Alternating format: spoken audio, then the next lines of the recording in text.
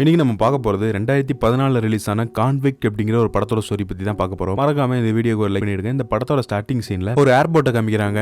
அங்க இங்க படத்தோட ஹீரோ வந்திருக்காரு. அவரு ரொம்ப நாளா மிலிட்டரியில ஒர்க் பண்ணிட்டு இனி இதுக்கு மேல நமக்கு மிலிட்டரியே வேணாம், தன்னோட காதலியை கல்யாணம் பண்ணிட்டு செட்டில் ஆயிடணும் அப்படிங்கிற ஒரு பிளானோட தான் இவர் இங்க வந்திருக்காரு. ஊருக்குள்ள வந்த முதல் வேலையா தன்னோட காதலியை தான் போய் சந்திக்கிறாரு. அதுவும் அவங்க கிட்ட சொல்லாமலே ஒரு சர்ப்ரைஸா ஒரு விசிட்டிங்க போட இப்ப நடந்துகிட்டு இருக்க இந்த எல்லா விஷயத்தையும் பார்த்து ஹீரோயினும் ரொம்ப சந்தோஷப்படுறாங்க. கூடவே அவர் இனிமேல் திரும்பவும் மிலிட்டரிக்கு போக போறதில்ல அப்படின்னு சொல்லி ஒரு வெட்டிங் ரிங்கையும் ப்ரொபோசலா ஹீரோயினுக்கு கொடுக்க அவங்களும் ரொம்ப சந்தோஷப்படுறாங்க. அங்க இருந்து அவங்க வீட்டுக்கு கிளம்பலாம்னு சொல்லி போய்கிட்டு இருக்கும்போது ஹீரோயின் ஒரு புக் படிச்சிட்டு இருந்திருப்பாங்க. காதலனை பார்த்த சந்தோஷத்துல அந்த புக்கை அங்கேயே மறந்து வச்சுட்டேங்கிற மாதிரி சொல்ல ஹீரோ அதை நான் போய் எடுத்துட்டு வரேங்கிற மாதிரி சொல்லிட்டு அந்த பக்கம் போறாரு. அவர் அங்க போகும்போது இது வரைக்கும் யாருன்னே தெரியாத ஒருத்தவன் ஹீரோயினை வந்து அப்ரோச் பண்றான். எவ்வளவு செலவானாலும் பரவாயில்ல, நீ என் கூட ஒரு நாள் டேட்டிங் வரணுங்கிற மாதிரி ஹீரோயின் கிட்ட கேட்க அவங்க அவனுக்கு எந்த ஒரு பதிலுமே சொல்லல. ஆனா அவங்க விடுற மாதிரி தெரியல. ஹீரோயின் கிட்ட தேவையில்லாத இந்த மாதிரி சேட்டையெல்லாம் பண்ணிக்கிட்டு இருக்கேன், நான் ஏதோ ஒரு நல்ல மூட்ல இருக்கனால நீங்க ரெண்டு பேரும் தப்பிச்சீங்க, இல்லனா அவ்வளவுதான் அப்படிங்கிற மாதிரி ஹீரோ அவங்க ரெண்டு பேரையும் மிரட்டுறாரு. இதெல்லாம் கேட்டதும் அவன் சும்மா இல்லாம வெளியே வந்து ஹீரோயின் கிட்ட சேட்டை பண்ணிக்கிட்டு இருக்க. இதை பார்த்து டென்ஷன் ஆன ஹீரோ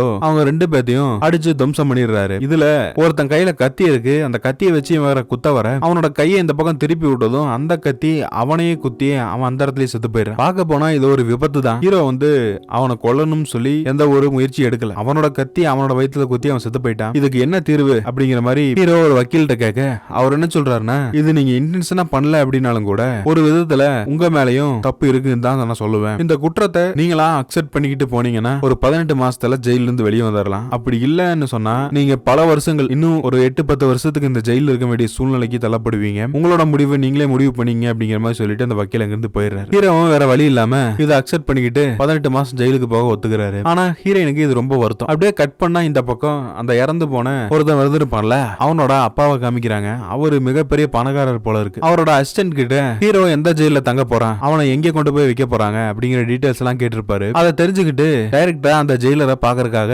இந்த ஆளு போறாப்ல. என்னோட பையன் இறந்தது என்னால ஏத்துக்க முடியல, அப்படி பண்ண ஒருத்தன் இந்த ஜெயிலுக்கு தான் வர போறான், அவனை நீ என்ன பண்ணுவே எனக்கு தெரியாது, சாகுற வரைக்கும் அவன் இந்த ஜெயில இருந்து வெளியே வரக்கூடாது, இங்கேயே வாழ்ந்து சாகணும், இப்படிப்பட்ட ஒரு தண்டனையா அவனுக்கு நீ தான் கொடுக்கணுங்கிற மாதிரி அந்த அதிகாரி கிட்ட பேசிக்கிட்டு இருக்க. அவரும் இந்த பணக்கார அப்பன் கொடுத்த அந்த பணத்தை வாங்கிட்டு மீதியை நான் பாத்துக்கிறேன், நீங்க தைரியமா போயிட்டு வாங்க அப்படிங்கிற மாதிரி சொல்லிடுறாரு. இதுதான் ஹீரோ இந்த ஜெயிலுக்கு வந்த முதல் நாள் அப்படிங்கறனால அங்க ஒரு வயசான வார்டன் இருப்பான். இவங்க எல்லாத்தையும் அந்த ட்ரெஸ் கழட்ட சொல்றான். நான் சொல்றதுதான் இங்க ரூல்ஸ், நான் என்ன சொல்றேனோ அதை மட்டும் தான் நீங்க கேட்கணும், அதை மீறி ஏதாவது பண்ணா அதுக்கப்புறம் நடக்கிற விளைவுகளுக்கு நான் பொறுப்பேற்றுக்க முடியாது அப்படிங்கிற மாதிரிலாம் வசனம் பேசிக்கிட்டு இருக்கேன். அந்த அளவுக்கு இவர் நல்லவரான்னு பார்த்தா இல்ல. அந்த அதிகாரி ஒருத்தர் இருப்பார்ல, அந்த அதிகாரியோட அல்ல கைதான் இந்த ஆளு. இந்த ஆளு மட்டும் இல்லாம இன்னும் 2 பேரும் இருக்காங்க. இவங்க வந்த முதல் நாளே ஹீரோவை மட்டுமே வாண்டடா டார்கெட் பண்றாங்க. இவங்க எதுக்காக இப்படி நடந்துக்கிறாங்க அப்படிங்கிறது கூட ஹீரோவுக்கு தெரியல. அடுத்ததா அந்த அதிகாரி இருக்கிற அந்த ரூமுக்கு ஹீரோவை கூட்டு போறாங்க. கேள்விப்பட்டேன் நீங்க 12 வருஷமா ஜெயில மிலிட்டரியில இருந்தீங்கன்னு சொல்லி. இதெல்லாம் நினைக்கும் போது எனக்கே ரொம்ப பெருமையா இருக்கு. உங்களை நல்லபடியா இந்த 18 மாசம் ஜெயில வச்சு வெளியே அனுப்ப வேண்டியது என்னோட பொறுப்பு அப்படிங்கிற மாதிரி அநியாயத்துக்கு நடிச்சுக்கிட்டு இருக்காப்ல இந்த ஆளு. அங்கதான் இன்னொரு வார்டனையும் காமிக்கிறாங்க. அந்த வார்டன் தான் இங்க இருக்கிற எல்லாருக்குமே ஹெட், கொஞ்சம் நேர்மையான அதிகாரியும் கூட. ஹீரோ அவருக்குன்னு அலாட் பண்ணப்பட்ட அந்த ஜெயிலுக்குள்ள போறதுக்கு முன்னால இங்க இருக்கிற யாருக்கிட்டையும் அதிகமா பழக்கம் வேணாம் அப்படிங்கிற மாதிரி ஒரு எச்சரிக்கை பண்ணி அந்த வார்டன் அனுப்புறாரு. ஹீரோ உள்ளுக்குள்ள போனதும் அங்க ஒருத்தன் ஹீரோ கிட்ட வம்புக்கு வர, ஹீரோ மட்டும் என்ன டம்மி பீஸா, அவர் தான் மிலிட்டரி எல்லாம் சண்டை போட்டிருக்காருல, அவரும் இவங்கிட்ட எகிரிட்டு போக அந்த சமயம் இன்னொருத்த வரான். அவன் யாருன்னு பார்த்தா ஃபர்ஸ்ட் ஹீரோ கிட்ட ஒருத்தன் சண்டைக்கு வந்தான் பாத்தீங்களா, அவங்க டீமோட ஆப்போசிட் கேங். நம்ம இதை ஏ டீம் அதை பி டீம்னு வச்சுக்குவோம். அந்த B team gang leader hero கிட்ட பேசுறான். அந்த ஏ டீம்ல இருந்து எந்த ஒரு பிரச்சனை வந்தாலும் நான் உன்னை பாத்துக்கிறேன், என்னோட பேர் சொன்னா இந்த ஜெயில இருக்கவங்க யாருமே ஒன்னும் பண்ண மாட்டாங்க அப்படிங்கிற மாதிரி சொல்லி ஹீரோவை அவங்க டீம்ல சேர்த்துக்கிறாங்க. ஜெயில ஒவ்வொருத்தருக்கும் ஒவ்வொரு வேலை கொடுத்துருப்பாங்கல்ல, அந்த மாதிரி ஹீரோக்கு லைப்ரரியில ஒரு சீனியர் இருப்பாரு, அவருக்கு அசிஸ்டண்டா வேலையை கொடுத்துருக்காங்க. ஹீரோவும் அவங்களுக்கு கொடுத்த அந்த வேலையை பார்த்துக்கிட்டு இருக்க, திடீர்னு ஒரு நாள் அந்த வயசான வார்டன் இருப்பான்ல, ஹீரோவோட ரூமுக்குள்ள சோதனை போடணுங்கிற மாதிரி வந்து அவரு ஹீரோயினோட போட்டோ வச்சிருப்பாரு. அந்த போட்டோவை எடுத்து இவன் முத்தம் கொடுக்குற மாதிரி எல்லாம் பண்ணி ஹீரோவை வெறுப்பேத்துறான். இப்ப அவரால இவனை எதுவுமே பண்ண முடியாது. அவனோட டார்கெட்டும் என்னன்னா ஹீரோ கோவப்படணும், இந்த வார்டனை அடிக்கணும், அதை வச்சு இவங்க ஹீரோவை இன்னும் பல மாசத்துக்கு ஜெயிலே இருக்க வைக்கணும், அப்படியே அந்த எக்ஸ்டென்ஷன் கொண்டு போகணும் அப்படிங்கிறது தான் அவனோட பிளான். ஆனா ஹீரோவும் முடிஞ்ச அளவுக்கு ரொம்ப பொறுமையாவே இருக்காரு. வேற வழி இல்ல, இன்னும் கொஞ்ச நாளைக்கு பொறுமையா தான் இருக்கணுங்கிற மாதிரி ஹீரோ நினைக்கிறான். அடுத்த நாள் ஹீரோ குளிச்சுக்கிட்டு இருக்கும்போது அங்க ஒருத்தன் வரான். அவன் பார்க்கவே ரொம்ப ஹைட்டா ஜெய்ஜாண்டிக்கா இருக்கான். அவன் வந்து ஹீரோ கிட்ட என்ன பேசிட்டு இருக்கான்னு பார்த்தா, என்ன உனக்கு ரொம்ப பிடிச்சிருக்கு, சாரி உன்னை எனக்கு ரொம்ப பிடிச்சிருக்கு, நாம 2 பேரும் கொஞ்சம் லவ் பண்ணலாமா அப்படிங்கிற மாதிரி கேட்க, இப்பதான் புரியுது இந்த ஆள் ஒரு கே போல இருக்கு. ஆனா ஹீரோ வேற கொஞ்சம் டென்ஷன் பார்ட்டி, இதுக்கு மேல எங்கிட்ட வச்சுக்கிட்டா அவ்வளவுதாங்கிற மாதிரி அவனை மிரட்டி விட அவன் அங்கிருந்து போயிடுறான். இத கூட அந்த வார்டன் பாத்துக்கிட்டே இருந்து, நீ ஜெயில இருக்கிற எல்லாத்துக்கிட்டையும் சண்டைக்கு போய்கிட்டு இருக்க அப்படின்னு சொல்லி திரும்பவும் ஹீரோவை அடிச்சு அவங்க டார்ச்சர் பண்றாங்க. தான் ஒரு எந்த தப்புமே பண்ணலன்னு சொல்லி அந்த அதிகாரி கிட்ட சொன்னா அவன் எப்படி ஹீரோ சொல்றத கேட்பான்? ஏன்னா அவன் தானே மெயின் இந்த பிரச்சனை நடக்கிறதுக்கு காரணமானவனே. அவன் ஹீரோ சொல்றத கேட்கல, அந்த வார்டன் சொல்றதுதான் கேக்குறான். ஹீரோ அந்த லைப்ரரியில ஒர்க் பார்த்துக்கிட்டு இருப்பான்ல, அப்போ ஒரு வயசான பெருசு தானே ஹீரோவுக்கு ஹெட்டா இருப்பாரு. அவரு எதனால இந்த ஜெயிலுக்கு வந்த அப்படிங்கிற அந்த விஷயத்தெல்லாம் சொல்றாரு. இவரும் இவரோட அண்ணனும் சேர்ந்து ஒரு பெரிய பேங்க கொள்ளையடிச்சிருக்காங்க. அப்படி கொள்ளையடிக்கப்படும் போது ஒரு போலீஸ் ஆபீசரையும் இவங்க கொலை பண்ணிருக்காங்க. அதனால இவர் சாகர வரைக்கும் இந்த ஜெயில இருந்து வெளியே போக போறது இல்ல, இங்கதான் என்னோட கடைசி காலமும் போக போகுது அப்படிங்கிற மாதிரி இந்த விஷயத்த எல்லாத்தையும் ஹீரோ கிட்ட அவர் சொல்லிக்கிட்டு இருக்காரு. கூடவே இவங்க கொள்ளையடிச்ச அந்த பணத்தை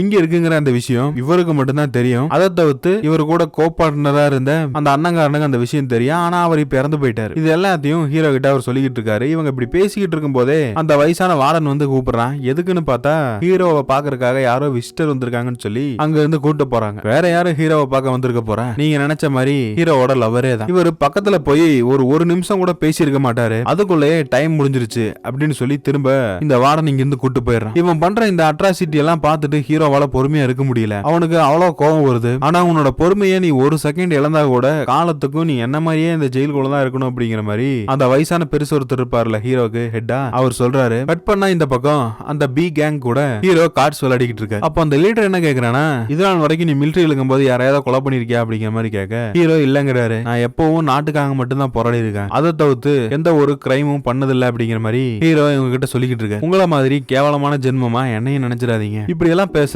அந்த கேங்ல இருக்க சில பேருக்கு ஹீரோ மேல வெறுப்பாகுது. இப்போ அந்த ஜெயில வார்டன் எல்லாம் யாரும் இல்ல அப்படிங்கறனால அங்க இருக்க கைதி எல்லாம் சேர்ந்து ஏ டீம் பி டீம் சொல்லி பிரிஞ்சு சண்டை போட்டுக்கிட்டு இருக்காங்க. அதுல ஹீரோவோட செல்லுக்கு பக்கத்துலயே ஒரு அப்பாவி பையன் எடுத்திருப்பான். அவனுக்கு கிட்டத்தட்ட ஒரு 19 வயசா இருக்கும்னு நினைக்கிறேன். அவன் ஜெயிலுக்கு வந்திருப்பான். அவனை அங்க ஹைட் அண்ட் வெயிட்டா அவன் இருப்பான் பாத்தீங்களா, அவன் சண்டை போட்டு அடி வெளுத்துக்கிட்டு இருக்கான். இத பாக்குற ஹீரோவால ஏத்துக்கவே முடியல. அநியாயத்தை கண்டா பொங்கி எழுணுமேன்னு சொல்லி அந்த ஆளை ஹீரோ போட்டு புரட்டி எடுத்துறாரு. அந்த சமயம் இங்க வார்டன்ஸ் எல்லாம் வந்துடுறாங்க. ஹீரோ தான் இந்த தப்பு பண்ணிருக்கான்னு சொல்லி அந்த அதிகாரிக்கு அல்லக்கையா வேலை பார்த்துட்டு இருப்பான்ல, அவன் வந்து ஹீரோவோட கையில விளங்க மாட்டேன். நல்ல வேலை அதுக்குள்ள அந்த சீனியர் வார்டன் திருந்திருப்பார்ல நெருமையான அதிகாரி, ஹீரோ எந்த ஒரு தப்பு பண்ணலன்னு சொல்லி ஹீரோவை இங்க இருந்து போக சொல்லிடுறாரு. அப்படி இருந்தவங்க கூட ஹீரோவை வேணும்னே அங்க இருக்கிற டாய்லெட் எல்லாம் இவங்க கிளீன் பண்ண சொல்லிருப்பாங்க. ஹீரோ அவனுக்கு கொடுத்த அந்த வேலையை பார்த்துக்கிட்டு இருக்கும்போது அந்த ஏ டீம்ல ஒருத்தன் ஃபர்ஸ்ட் ஹீரோ கிட்ட சண்டை போட ட்ரை பண்ணிருப்பான்ல, அவன் வேணும்னே வந்து ஹீரோ அட்டாக் பண்ண இவங்களுக்குள்ள இப்படி ஒரு பிரச்சனை போய்கிட்டு இருக்கு. இதுதான் சரியான சந்தர்ப்பம் சொல்லி அந்த வார்டன் எல்லாம் சேர்ந்து ஹீரோவை பிடிச்சிடறாங்க. இவங்க அவனை படுத்தாத கொடுமையே இல்ல, 2 பேர் சேர்ந்து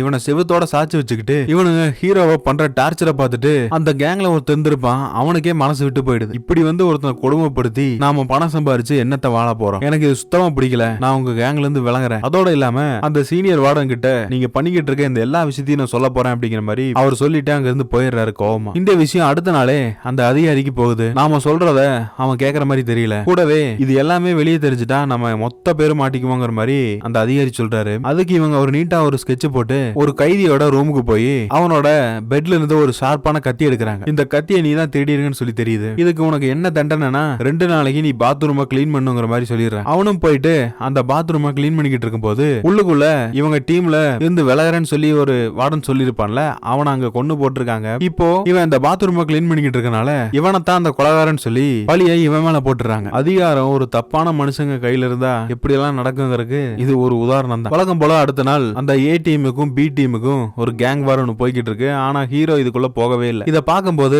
ஹீரோவை காப்பாத்துறேன்னு சொல்லிருப்பான்ல ஒரு டீம்மேட், அவனுக்கே வெறியாகுது. ஹீரோவை எப்படியாவது பழி வாங்கணும்னு சொல்லி அவங்க பிளான் பண்றாங்க. நான் சொல்றது கேட்கலன்னு சொன்னா நீ இங்க இருந்து உயிரோடய போக முடியாது அப்படிங்கிற மாதிரி அந்த பி டீம் லீடர் ஹீரோவை மிரட்டிக்கிட்டு இருக்கான். இந்த சைடு பார்த்தா அந்த அதிகாரி நீங்க என்ன பண்ணுவீங்களோ எனக்கு தெரியாது, அவனை நாம போட்ட பிளான் படி ஏதாவது ஒரு கிரைம் அவன் ஜெயிலுக்குள்ள பண்ணியாகணுங்கிற மாதிரி அவர் பேசிக்கிட்டு இருக்காரு. அப்படியே கட் பண்ணா இந்த பக்கம் அந்த அப்பாவியான கைதி ஒருத்தன் வந்திருப்பான்ல, அவனை இங்க ஆம்பளைங்களெல்லாம் லவ் பண்ண ஒருத்தன் சுத்திட்டு இருந்தான்ல, அவன் இவனை கொண்டு போய் கட்டி போட்டு பிசிக்கலா அவனை டார்ச்சர் பண்ணிக்கிட்டு இருக்கான். ஹீரோயின் ஹீரோவை பாக்குறதுக்காக கிட்டத்தட்ட 2-3 வாரமா ட்ரை பண்ணிக்கிட்டு இருக்காங்க. ஆனா இந்த வார்டன் எவனுமே உள்ளுக்குள்ள அனுமதிக்கல. அப்போ இந்த வயசான கிழவன் என்ன சொல்றானா, நீ உன்னோட காதலனை பார்க்கணும்னு சொன்னா உன்னை செக் பண்ணி தான் இங்க இருந்து அனுப்புவோன்னு சொல்லி ஹீரோயினை அவங்க போட்டிருக்க எல்லா ட்ரெஸ்ஸையும் கழட்டி இவங்க செக் பண்ணிக்கிட்டு இருக்காங்க. அவங்க ஒண்ணுமே கொண்டு வரலன்னு உங்களுக்கு தெரியும், இருந்தாலும் இதை வச்சு ஹீரோவை ட்ராப் பண்ணும் அப்படிங்கறதா இவங்களோட பிளான். இதை அவங்க வீடியோவும் எடுத்து வச்சிருக்காங்க. ஆனா அது அவங்க ஹீரோயினுக்கு தெரியல. ஹீரோயினுக்கு நடந்த இந்த சம்பவத்தை எல்லாமே அந்த வார்டன் ஹீரோ கிட்ட சொல்றான். நீ எங்களை நம்ப மாட்டேன்னு தெரியும், அதுக்காக தான் உனக்கு சாம்பிளுக்கு ஒரு வீடியோ காட்டுறேன்னு சொல்லி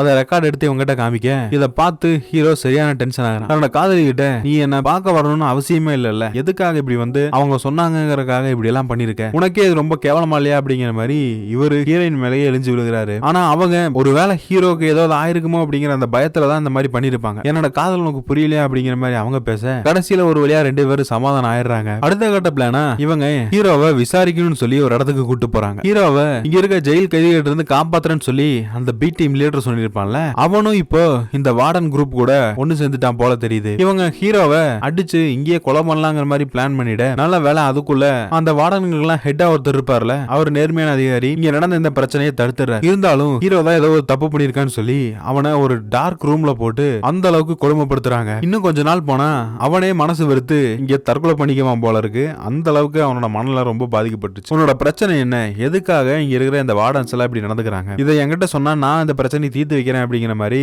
அந்த சீனியர் வார்டன் சொல்றாரு. ஆனா ஹீரோக்கு இப்போ யார் மேலயும் நம்பிக்கையே இல்ல. அதெல்லாம் சொன்னா மட்டும் என்ன தாயிட போகுதுங்கிற மாதிரி இவர் அங்கிருந்து போயிடுறாரு. அடுத்த நாள் ஹீரோவோட கேங்ல அப்பாவையும் அவர் தெரிஞ்சிருப்பான்ல, அவன் கையில கத்தியை கொடுத்து ஹீரோவை கொலை சொல்றாங்க அந்த பி டீம்ல இருக்கிறவங்க எல்லாம் சேர்ந்து. ஆனா அவனால அது பண்ண முடியல, ஏன்னா ஹீரோ வந்து நிறைய ஹெல்ப் பண்ணிருக்கான். நான் சொன்னதை நீ கேட்கல அப்படின்னு சொல்லி அந்த லீடர் அந்த அப்பாவியான அந்த கைதிய அங்கேயே கொலை பண்ணிடுறான். இந்த விஷயம் ஹீரோக்கு தெரிய வர இதுக்கு மேலேயும் நம்ம பொறுமையா இருக்க கூடாதுன்னு சொல்லி ஃபைட்டுக்குள்ள இருக்க அங்க பி டீம்ல இருக்க மொத்த பேரையும் ஹீரோ துவச்சு எடுத்துறாரு. இங்க நடந்துகிட்டு இருக்க இந்த சண்டை எல்லாத்தையுமே அந்த அதிகாரி அங்க இருந்து பாத்துக்கிட்டு இருக்கான். நீ கண்டுக்காத, எப்படியும் இதுல எவனோ ஒருத்தன் அடிச்சிட்டு சாவான், எவன் செத்தாலும் நமக்கு நல்லதுதான் அப்படிங்கிற மாதிரி அவர் சொல்லிட, ஒரு கட்டத்துல ஹீரோ அந்த பி டீம் லீடரோட கழுத்து நெரிச்சு அவனை கொல்லவே முடிவு எடுத்துறான். அதுக்குள்ள அந்த வயசான பெருசு ஒருத்தர் இருப்பார்ல அந்த லைப்ரரியில, அவரு சைகை காமிக்கிறார், உன்னோட லைஃப் போயிரும் கொஞ்சம் பொறுமையா இருக்கிற மாதிரி சொல்ல ஹீரோ அவனை கொல்லல அங்கேயே விட்டுட்டார். ஆனா கீழே இருந்த கத்தி எடுத்து ஹீரோவை அவன் குத்த ட்ரை பண்ண இடையில அந்த வயசான அந்த லைப்ரரியில இருந்த சீனியர் உள்ள வந்துட அவர் மேல அந்த கத்தி பட்டுருது. நல்ல வேலை அவருக்கும் ஒன்னும் ஆகல, உயிர் பழச்சிட்டாரு. இந்த அதிகாரி கிட்ட